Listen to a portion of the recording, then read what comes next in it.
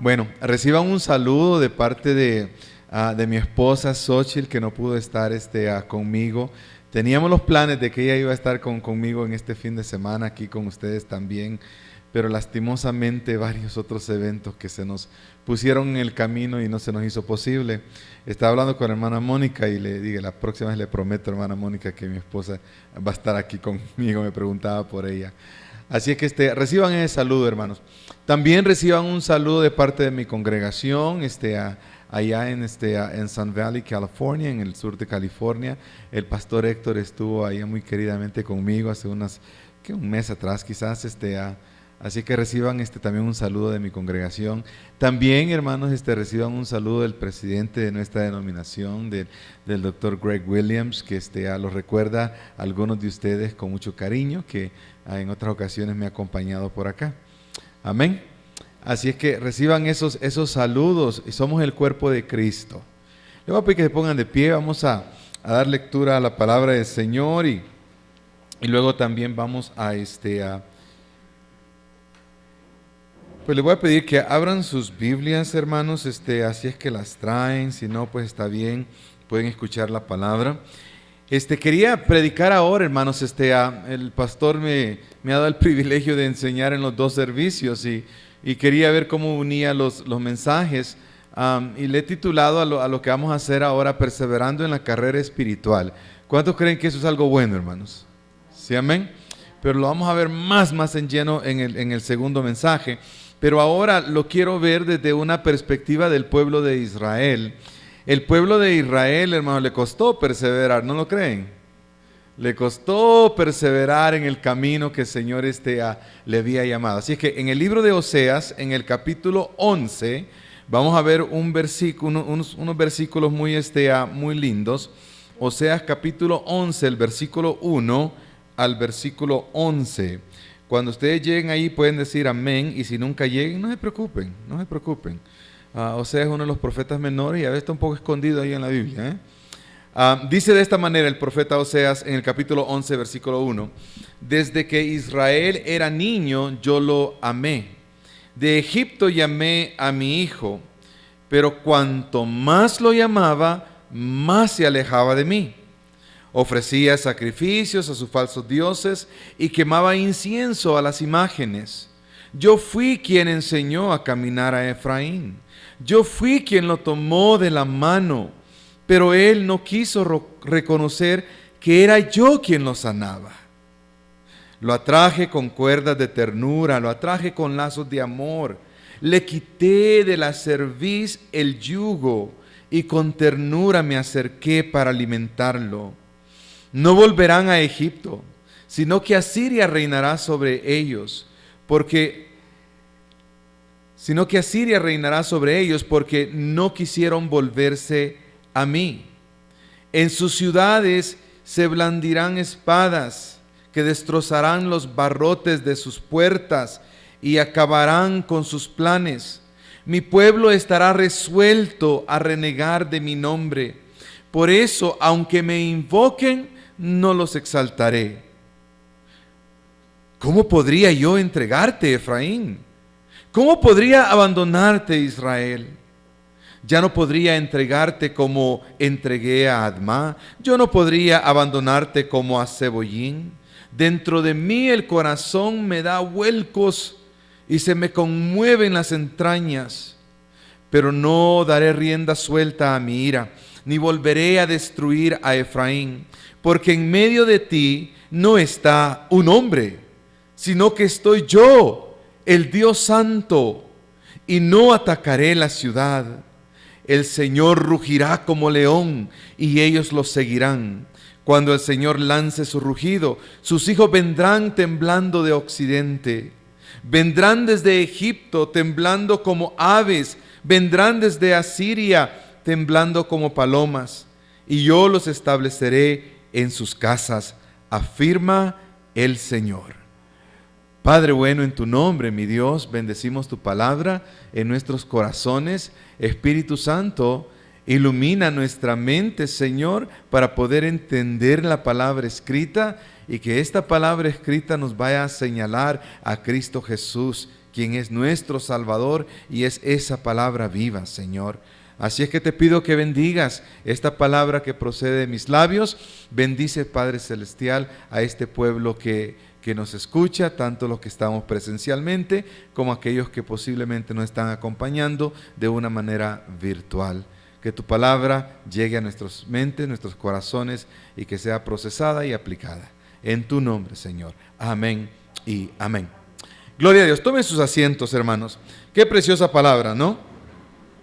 Saben que el profeta Oseas es un profeta bien interesante, muy interesante, la manera que Dios usa al profeta para traerle una palabra al pueblo de Israel. Como un pequeño trasfondo, hermanos, saben que el profeta Oseas es un profeta a lo que le llamamos las 10 tribus del norte, o la nación de Israel, que a menudo también se le llama Efraín, porque Efraín, su tribu era muy fuerte, muy numerosa, y estas 10 tribus vienen a constituir lo que es la nación de Israel. Recordarán que después de Salomón, a través de su hijo Roboam, el reino se dividió. El reino se dividió y nacieron 2 naciones de lo que era el gran país, la gran nación que había levantado el rey David, hermanos. Y se quedó la nación de Israel, que eran las 10 tribus del norte, porque Jacob tuvo ¿cuántos hijos, hermanos? 12, amén. Y las 10 tribus del norte constituyeron la nación de Israel, y las 2 tribus del sur, que es la tribu de Judá y la tribu de Benjamín, constituyeron las 2 tribus del sur constituyeron la nación de Judá. Bueno, y en los profetas, hermanos, encontramos los profetas que le llamamos los profetas preexílicos. Son estos profetas que le profetizan la palabra del Señor al pueblo antes de que caen en el exilio. Las tribus del norte cayeron en el exilio ante el imperio de los asirios, hermanos. Y es más, en el contexto del profeta Oseas, se encuentran que Asiria lo tienen cerca. Pero Asiria en realidad, hermanos, no quiere conquistar a Israel, o por lo menos en estos momentos. Asiria quien quiere es a Egipto. Y Egipto está al sur de Israel, ¿no? Y Asiria está al norte y al este de lo que era Israel de aquel día. Entonces, hermanos, pero ahí en el medio camino está Israel. Israel anda buscando aliarse un poco con Egipto, que es para ellos, para muchos de ellos aún todavía la veían como su madre, ¿no? Porque de allí salieron. Pero la palabra del Señor, hermanos, viene a través de Oseas de una manera muy interesante. Y en este libro encontramos, hermanos, 2 metáforas, 2 ilustraciones que el Señor viene a usar para describir el amor del Señor para con el pueblo. Y déjeme decirle que lo que quiero que comprendamos y que veamos a través de estos pasajes, que a pesar de que Israel no permanece, el amor de Dios siempre es un amor restaurador. Amén. ¿Sí estamos? El amor de Dios siempre es un amor restaurador, hermanos. Y Dios no es diferente hacia con nosotros, hermanos. Es bastante similar, así como lo fue con el pueblo de Israel. Dios obra también de una manera amorosa para con nosotros. Pero también vamos a ver, hermanos, que también Dios disciplina. Y el Señor viene a disciplinar a Israel. Es más, Israel sí cae, hermanos, ante los asirios. No fue en ese momento, pero fueron tal vez un par de décadas más adelante, pero sí cayeron ante los asirios. ¿Y sabe lo que hicieron los asirios? Se los llevaron al cautiverio, hermanos, y los empezaron a dividir en diferentes pueblos y los mezclaron. Tanto así que cuando usted viene a leer su Biblia en los evangelios y encuentra este dilema de los samaritanos y los judíos, es precisamente porque pues Samaria era la capital de Israel, y cuando fueron llevados al cautiverio ya no se mantuvieron puros hijos de Jacob, sino que se mezclaron. ¿Sí, amén? Se mezclaron. Ok, pero Dios viene y les habla metafóricamente a través de 2 maneras. Viene y les expresa el amor representado como un esposo que es fiel a una esposa infiel. Que Dios es un esposo fiel para Israel e Israel es una esposa infiel al Señor. Y es la segunda manera que Dios le expresa ese amor metafóricamente, es a través de la imagen de un padre hacia un hijo. Y eso es lo que nos enseña aquí en el capítulo 11. En el capítulo 1 al capítulo 3, que no vamos a leer, pero usted lo puede leer, lo más seguro ya lo conoce, viene el Señor y llama al profeta Oseas y le da un mandato. Le dice: Oseas, quiero que vayas y que tomes a una mujer ramera por esposa, y quiero que tengas hijos con ella. ¿Qué les parece ese mandato curioso de parte de Dios para el profeta? ¿No le surge algo interesante? Y terrible. Y viene el profeta Oseas y fielmente se va y dice que encuentra a una mujer. ¿Alguien se recuerda el nombre de esa mujer? Se llamaba Gomer. Y viene y toma a esta mujer Gomer por su esposa. Y viene la palabra del Señor, hermanos, a Oseas y le dice: Señor, dile al pueblo que así soy yo para con el pueblo y así es el pueblo para conmigo. Yo soy un esposo fiel, mas sin embargo, Israel, tú eres una esposa infiel. Eres una esposa que se ha prostituido con otros dioses, que te has regresado al Dios materno, por decirlo así. Te has regresado y te has prostituido con los Baales, con los dioses de los egipcios. Y hermanos, para este tiempo, Israel es un desastre. Israel se va tras este Dios, se va tras aquel Dios. Es más, nos dice el profeta Isaías que llegaron tan bajo, hermanos, a establecer altares para estos dioses paganos y sacrificar a sus propios hijos en esos altares. ¿Qué le parece? A este Dios todopoderoso que con mano potente los sacó de allá de Egipto y los llevó a la tierra prometida, a la tierra de Canaán. A este Dios que les dio la conquista, a este Dios que los estableció, que los formalizó allí en la tierra, a este Dios que rechazaron los jueces que Dios les había enviado y dijeron: te queremos ser como las otras naciones, queremos rey. Y viene Dios y les envía rey. Y viene Dios y les levanta el gran rey David y los hace una grande nación, hermanos.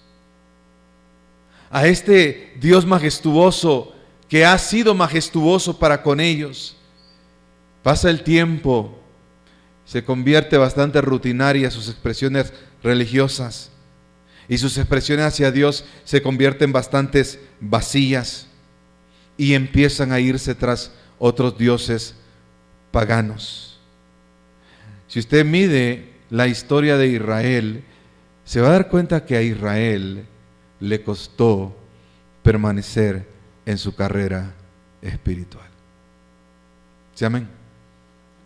Tuvieron muchos altos y tuvieron muchísimos bajos. Ahora, pero yo creo que sí necesitamos hacernos la pregunta: ¿cómo va nuestra carrera espiritual, hermanos? ¿Por qué tan calladitos? ¿Cuántos campeones espirituales tenemos acá? 1, 2, 3, 4, 5. No se me desanimen, hermanos. La palabra de Dios siempre es restauradora y nos habla a buen tiempo. Amén. Ok, quiero que veamos tres elementos bien importantes. Pero antes de ello, quiero que sepan que en ambas representaciones, tanto la representación de un esposo fiel a una esposa infiel y la representación de un padre hacia un hijo, porque también pueden haber hijos infieles, el amor de Dios siempre es un amor que desea y anhela restaurar. Que nunca se nos olvide eso. Mas sin embargo, en ese proceso de restauración, Dios también, hermanos, viene y disciplina a aquel que que ama. Y de esa manera se expresa el amor del Señor. Porque noten lo que pasa con Oseas. Va Oseas y toma a Gomer como su esposa. ¿Y qué hace Gomer? Se le va. Si ustedes leen los primeros 3 capítulos, Gomer se le va y se le vuelve a prostituir. Y viene la palabra del Señor una vez más, hermanos, a Oseas. Y le dice el Señor a Oseas: Oseas, yo quiero que tú vayas y que vayas a buscar a esa tu mujer, a esa tu esposa que se está prostituyendo, y que la vuelvas a tomar como tu mujer. Y viene Oseas y se va en búsqueda de Gomer, y viene y la vuelve a regresar a casa, y tiene hijos con ella, y vuelve a tener hijos con ella. Pero quiero que le digas al pueblo de Israel que así soy yo con él. A pesar que se van a prostituir, yo los ando buscando y los ando persiguiendo, porque anhelo restaurar la relación. A pesar de tu infidelidad, Israel, yo anhelo restaurar la relación. Queridos, ese es el corazón de Dios para la humanidad. Ese es el corazón de Dios para Israel. Ese amor que al final del día siempre está allí dispuesto para restaurar aquella relación que está quebrantada. A pesar de que Israel continuamente rechazó a Dios, a pesar que continuamente se apartó del Señor. Pero ¿acaso no es, hermanos, lo que Dios está haciendo plenamente en la encarnación de su propio Hijo? ¿Acaso no está restaurando toda relación quebrantada? Y nos está llamando a esta unión y a esta comunión con el Padre, el Hijo y el Espíritu Santo. Eso es lo que Dios está haciendo en la persona de Jesús para toda la humanidad, para Israel, para el pueblo de ese momento, pero aún también para nosotros, aún también para aquellos que vienen después de nosotros. Ahora, lo que tiende a acontecer es que a veces, hermanos, nosotros nos apartamos de Dios y no perseveramos en ese camino espiritual, en ese llamado al que Dios nos ha hecho. Bueno, pero para aquello es necesario y es importante, hermanos, reconocer algunos elementos acerca de nuestras vidas. Pero para reconocer aquellos elementos va a tener que escuchar el mensaje del segundo servicio. Amén, porque eso lo he reservado para ese tiempo. Pero ahorita quiero que veamos esto primeramente, que veamos el amor expresado de nuestro Dios, hermanos. Porque el amor de Dios para Israel fue expresado de tal manera, hermanos, de fidelidad, pero también es expresado como un padre, dice, que adopta a un hijo. Lo llamó de Egipto, dice el Señor. Si regresamos al versículo 1 al versículo 4, le dice: desde que Israel era niño, dice, yo lo amé. De Egipto llamé a mi hijo. Así que podemos ver que acá en el capítulo 11 la metáfora ha cambiado. A través de casi todo el libro de Oseas ha usado esta ilustración de Oseas de una manera literal, ¿sí? Con Gomer, Oseas representando a Dios y Gomer representando al pueblo de Israel. Pero acá en el capítulo 11, curiosamente, el profeta viene y nos cambia la ilustración que está usando y dice que desde Egipto llamó a Israel. Esa metáfora de un esposo a una esposa infiel tal vez puede causar que pensemos que es ilimitada, porque pues desde luego ya un hombre ya se casa con una mujer ya a una edad ya mayorcita, ¿no? Pero luego viene el profeta y nos cambia la ilustración y dice que desde que era niño, que lo adoptó. Que lo adoptó. Hermanos, y aquí la depicción de Dios hacia el pueblo de Israel, al que estaba allá en Egipto, aunque sabemos aunque sabemos, hermanos, que había una corazonada de algunos allá en Israel, allá en Egipto, perdón, de los israelitas hacia Dios, que ya conocían acerca del Dios de Abraham, el Dios de Jacob, el Dios de Isaac, pero en sí, hermanos, aquel pueblo como que también estaba bien arraigado en la idolatría de Egipto. ¿Y cómo sabemos aquello? Acuérdense que cuando estaban en el desierto y que Moisés subió al Sinaí, ¿qué pasó? Se tardó demasiado. La culpa fue de Moisés. El pueblo se impacientó. ¿Y qué empezaron a hacer? Empezaron a hacer una imagen de oro. Sacaron todos sus anillos de oro, sacaron todas aquellas pertenencias que tenían, que llevaban para Canaán, las fundieron. ¿Y qué hicieron? Un becerro de oro. ¿Para qué? Para adorarlo. Yo siento que aquello nos expresa, hermanos, qué tan arraigada estaba la idolatría en ese pueblo.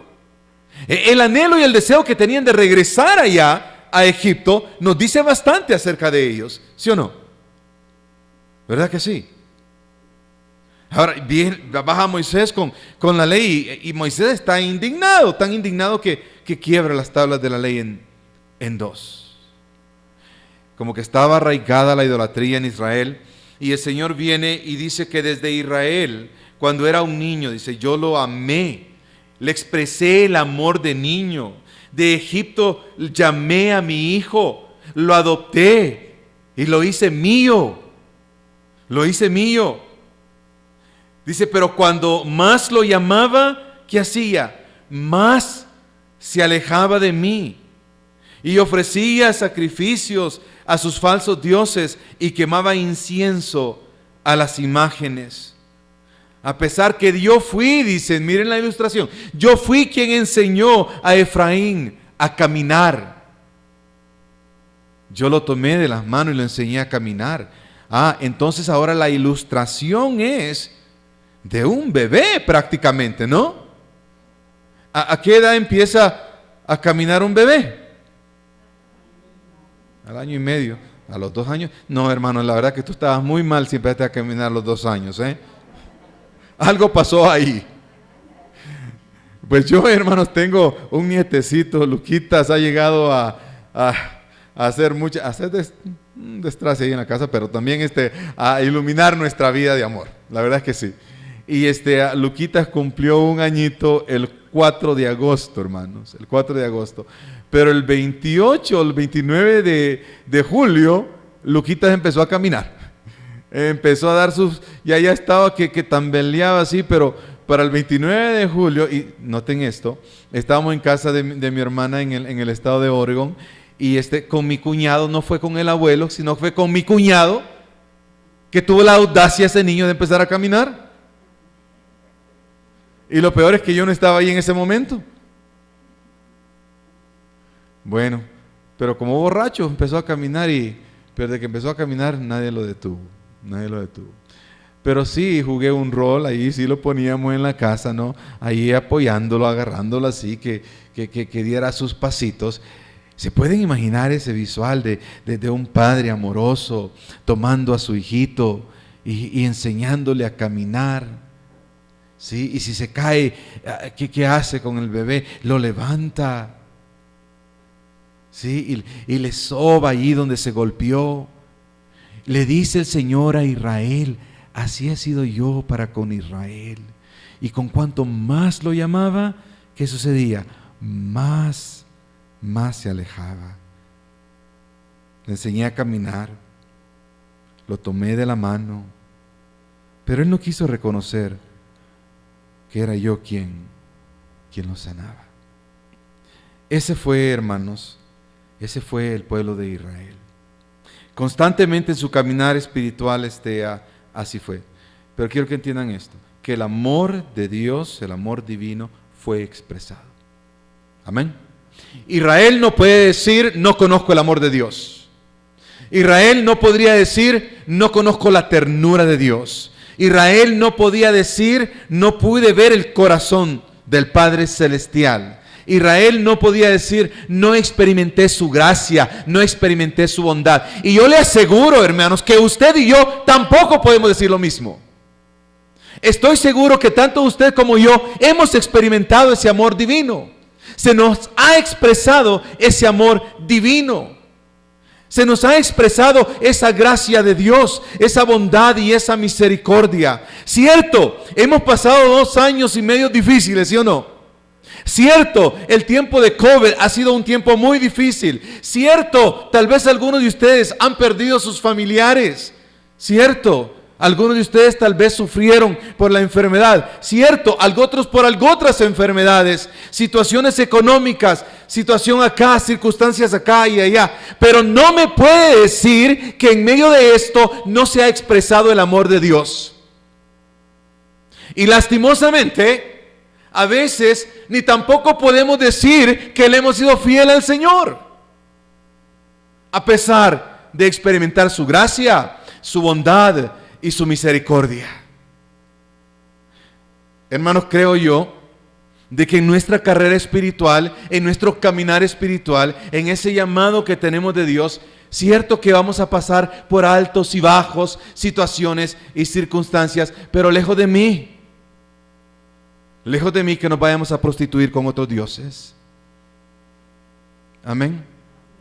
Y tal vez usted dirá, no pastor, yo jamás me voy a prostituir con Buda, o jamás me voy a ir para Islam, o jamás me voy a ir para allá, me voy a ir para allá. Pero déjeme decirle que a veces nos prostituimos con nuestros mismos medios materiales en los cuales vivimos. A veces hacemos aún a nuestros propios hijos un diosito. Aún, hermanos, ponemos muchas cosas a veces ante el Señor y nuestra relación con Él. Y yo les quiero decir en esta mañana que en nuestra carrera espiritual también hay momentos en el cual Dios viene y nos habla y nos hace llamado de reflexión. ¿Se acuerda lo que decía el salmista David? Decía, alma mía que bendice a Jehová y que no se olvide de todas sus bendiciones. Como que David viniese, sacara su alma, se la pusiese enfrente y le dijese, en una plática, ¿no? Alma mía, bendice a Jehová, que no se te olvide cuáles han sido sus bondades, sus bendiciones. Porque déjeme decirle que a veces nuestra fe, permitimos que nuestra fe esté abajo de la circunstancia. A veces la circunstancia está aquí y la fe se queda acá. Ni la fe ni puede estar ni a la par de la circunstancia. La fe necesita estar arriba de cualquier situación y circunstancia por la cual nosotros estemos pasando. ¿Se lo cree y le puede dar gloria al Señor? Hay algunos incrédulos aquí, pastor. No se crean, iglesia. Pero necesitamos reconocer estas verdades bíblicas. Amén. El segundo punto que quiero que veamos está en el versículo 5 al versículo 7. Y tal vez esta parte no mucho le gusta, a mí no mucho me gusta, pero es palabra de Dios.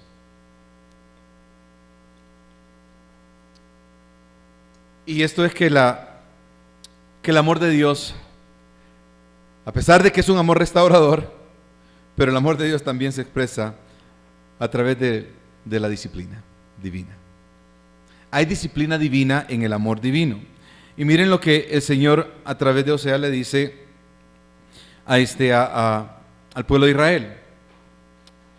Versículo 5 le dice, no volverán a Egipto. No volverán a Egipto. ¿Qué les quiere decir con esto? ¿Será que Dios percibe que Israel quiere volver a Egipto? ¿Será que el volver a Egipto es físico, literal? ¿O será que Israel está volviendo a Egipto de una manera espiritual porque está regresándose a los Baales? Bueno, yo creo que son ambas cosas.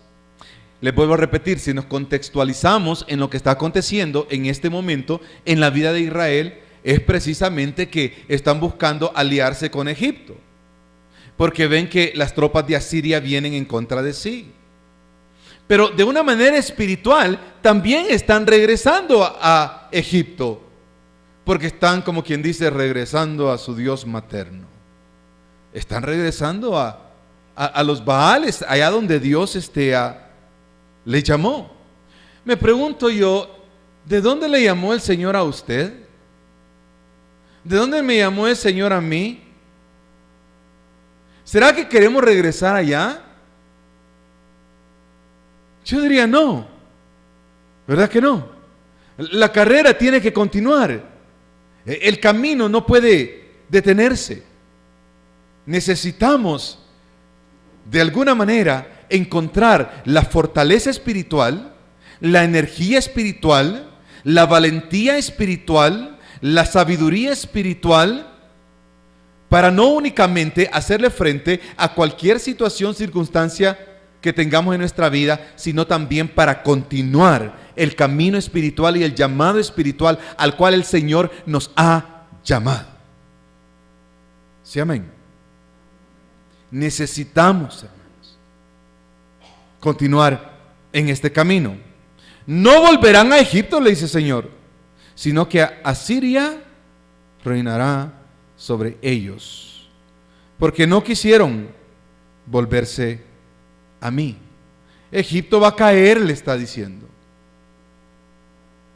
Egipto va a caer y ustedes no van a volver para allá. Es más, para ustedes la cosa no va a ser fácil también. En sus ciudades se blandirán espadas que destrozarán los barrotes de sus puertas y acabarán con sus planes. Mi pueblo está resuelto a negar de mi nombre. Por eso, aunque me invoquen, no los exaltaré. Efectivamente, en el año 722, Israel cayó ante Asiria. Y efectivamente, años antes de esos, sus ciudades de los exteriores fueron atacadas por los asirios. La disciplina del Señor llegó, profeta tras profeta tras profeta. Llegaron a Israel. ¿Se acuerdan del gran profeta Elías? ¿Sí se acuerdan de Elías? ¿Se acuerdan de las lágrimas de Elías en aquella cueva? Es que ya no hay profetas de Dios. ¿A dónde? En Israel. Es que Israel ha contaminado a todo Israel. Y levante el Señor al profeta Elías. Sí, yo todavía tengo profetas en Israel. Elías, vea a profetizar mi palabra, a proclamar mi palabra.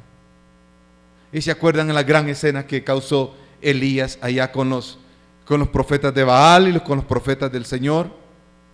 Vamos a declarar quién es Dios en Israel. Hasta allí llegó la situación, hermanos, para Israel, que había dudas quién era el Dios que reinaba en Israel.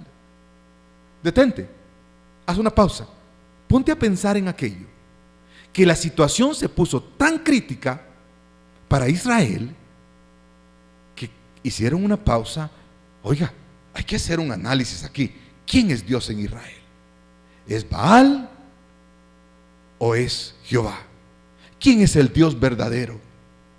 ¿Es Baal o es el Señor?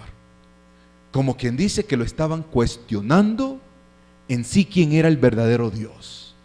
¿Sí me sigues? ¿Sí estás conmigo? ¿Y qué hizo el profeta Elías? Bueno, dijo, aquí lo que va a suceder es que el que en realidad sea Dios va a descender fuego del cielo y va a quemar este sacrificio. Y empezaron los profetas de los Baales. ¿Y qué empezaron a hacer? A danzar, a llamar a su Dios, a hacer todas sus expresiones religiosas ahí que hacían ante su Dios. ¿Y qué sucedió? En inglés decimos crickets. Nada, un silencio. ¿Y qué hacía Elías? Se burlaba,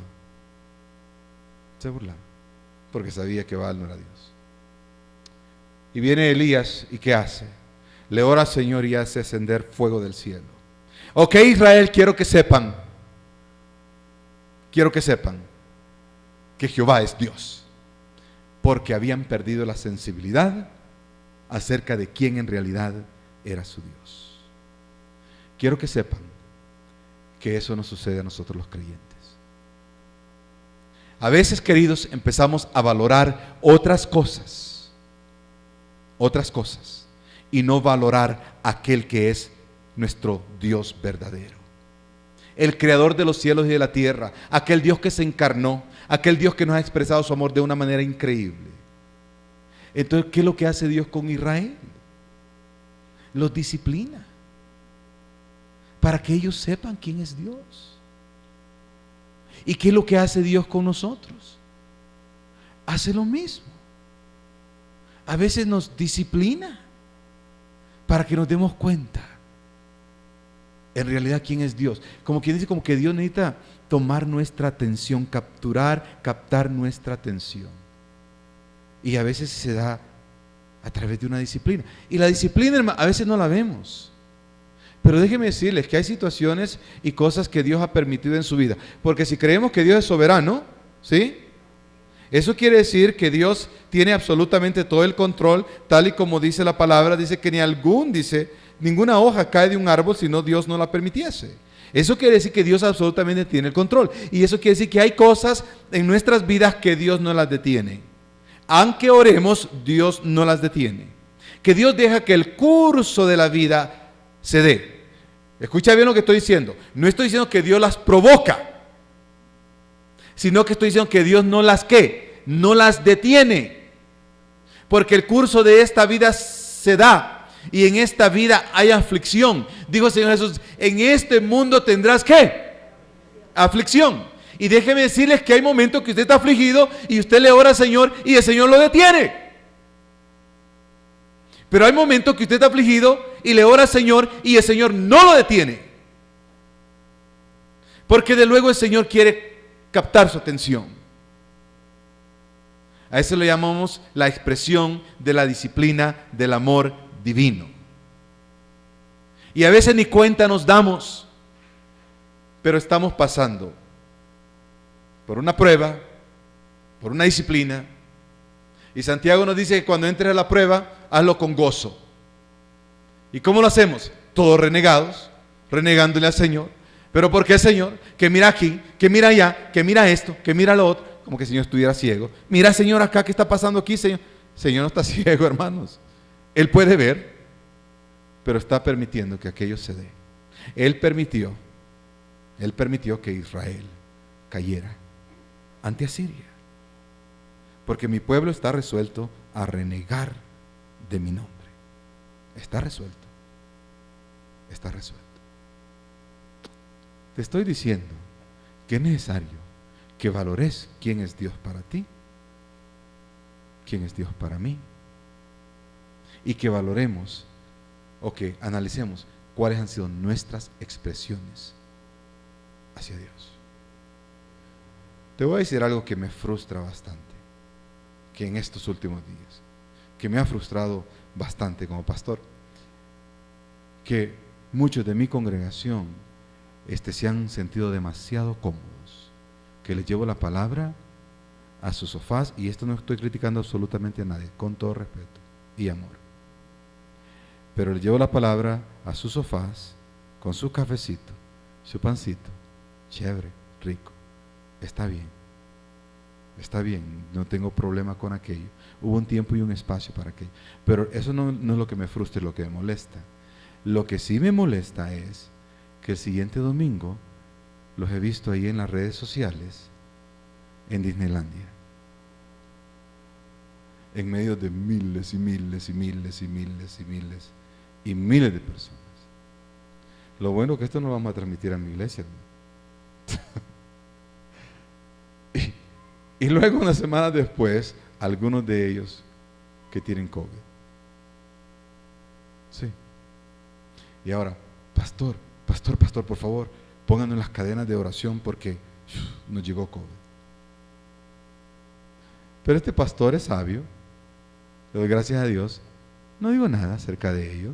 Dios no es un Dios que tiene un látigo ahí para latigar. Cometemos errores, amén. Sí cometemos errores. Pero iglesia, hay que valorar también nuestras expresiones hacia Dios. Hay que valorar quién es Dios para nosotros. Hay que valorar su obra. Hay que valorar nuestra carrera y nuestro camino espiritual. Hay que valorarlo. Hay que darle gracias a Dios por sus bondades, sus misericordias y por todo lo que Dios es. Amén. Voy a concluir de esta manera. Voy a concluir con el versículo 8, el versículo 11. Porque Dios nos dice que su amor es restaurador. Mira el versículo 8. Dice así el Señor. Dice, ¿cómo podría yo entregarte, Efraín? Como que Dios en sí mismo está teniendo un diálogo. ¿Cómo podría abandonarte, Israel? Yo no podría entregarte como entregué a Admá. ¿Alguien sabe quién es Admá? ¿Alguien sabe quién fue Zeboyín? Estas fueron dos ciudades en la planada, allí donde estaba Sodoma y Gomorra. Y como efecto de la destrucción de Sodoma y Gomorra, también fueron destruidos. Como quien dice, como efecto de la destrucción de Asiria, porque Dios va a hacer juicio con Asiria, no te voy a abandonar, no te voy a destruir. Dios mismo está platicando con sí mismo. Y dice, y me encanta esta última frase, dice, dentro de mí el corazón me da ¿qué? Me da vuelcos, dice la Nueva Versión Internacional. Mi corazón no está tranquilo dentro de mí, porque yo no me deleito en disciplinarte, Israel. Yo no me deleito en ver lo que está aconteciendo. No. Dice, y se me conmueven las entrañas.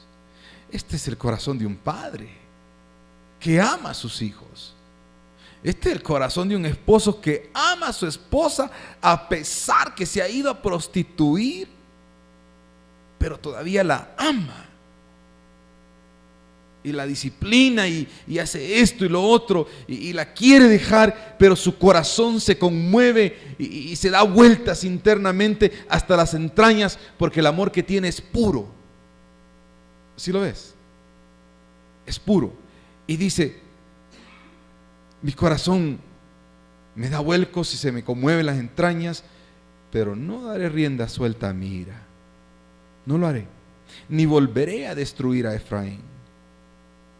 Porque en medio de ti, dice, no está un hombre, sino que estoy yo, el Dios Santo, y no atacaré a la ciudad. Quiero hacerlo, pero no lo haré. Porque en medio de ti no es un hombre el que habita, sino que es Dios. Y en medio de ti no es un hombre, el que está dentro de ti es el Espíritu de Dios. Amén. Y ese es Dios, hermano. Este es el carácter de Dios. Es un Dios que restaura, que expresa un amor restaurador. Y aunque a nosotros nos cueste expresar este tipo de amor, eso es lo que Dios es para nosotros. Y recibimos este amor. Pero lo bello de esto es que no únicamente estamos llamados a recibir este amor, sino que también a vivir en este amor, a practicar este amor. Y luego en el versículo 10 y el versículo 11, el Señor rugirá como león, dice, y ellos lo seguirán. Note esto, que esta ilustración de un león que ruge no necesariamente, bíblicamente, casi nunca es una ilustración para llamar a cachorros, sino es una ilustración que demuestra ¿qué cosa? La ira de Dios, el poder de un león, el león de la tribu de Judá, dice el Apocalipsis, ¿sí o no? Pero aquí no está usando la ilustración de esta manera. Aquí está usando la ilustración de un león que está llamando a ¿quiénes? A sus hijos, a sus cachorros. Cuando el Señor lance su rugido, sus hijos vendrán temblando de occidente. Ahora el profeta se me convirtió bien profético. Se nos fue hasta el escatón, se nos fue hasta más allá. Y está diciendo que al final del día el amor de Dios es un amor restaurador. Es un amor que va a amar a sus hijos, que va a amar a sus cachorros. Pero Dios quiera que no estén tan arraigados con Baal. Porque Baal ruge también, hermanos. Satanás también ruge. ¿Por qué más puede ser Baal?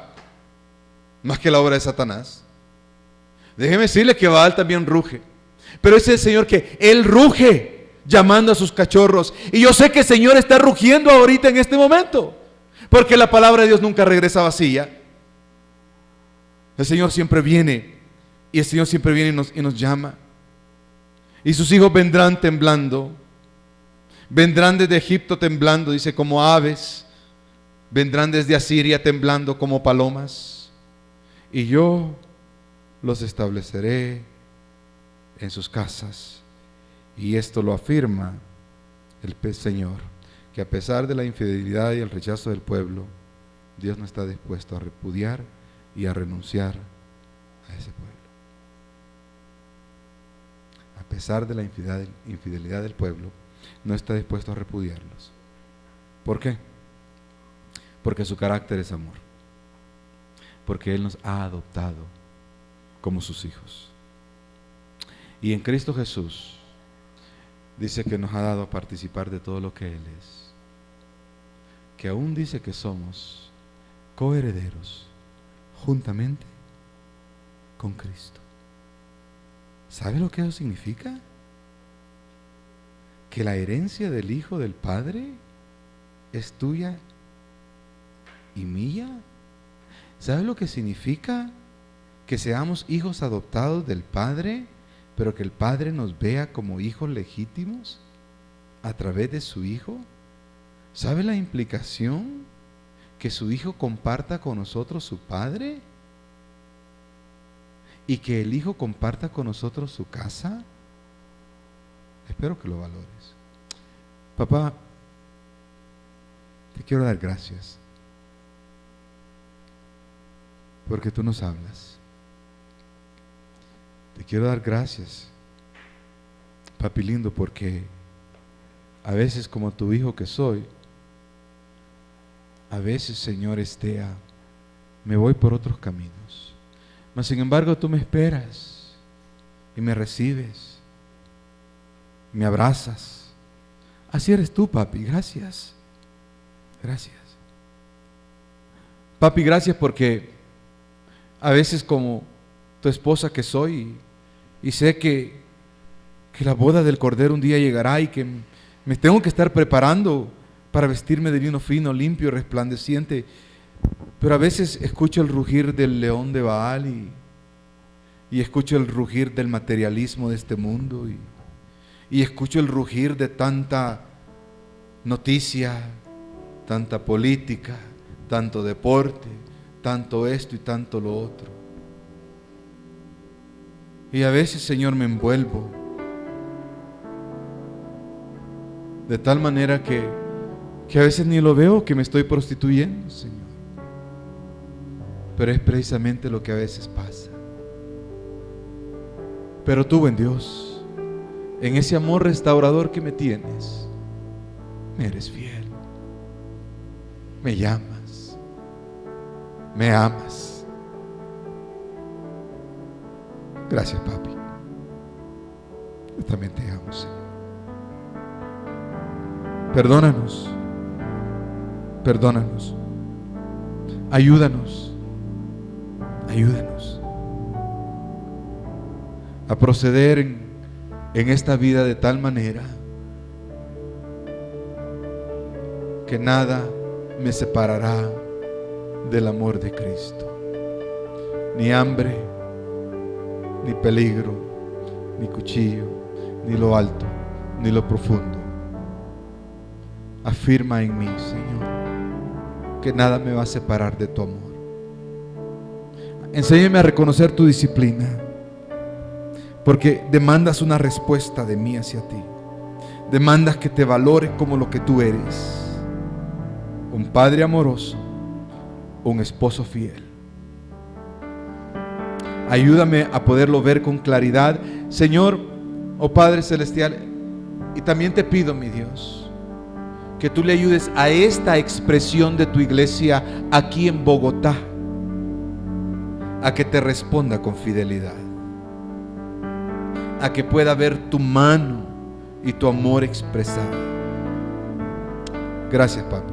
Bendigo a los pastores, bendigo a los líderes, bendigo a los obreros, bendigo a todos aquellos, Padre Dios, que llaman esta casa, este cuerpo, su cuerpo y su casa. En tu nombre.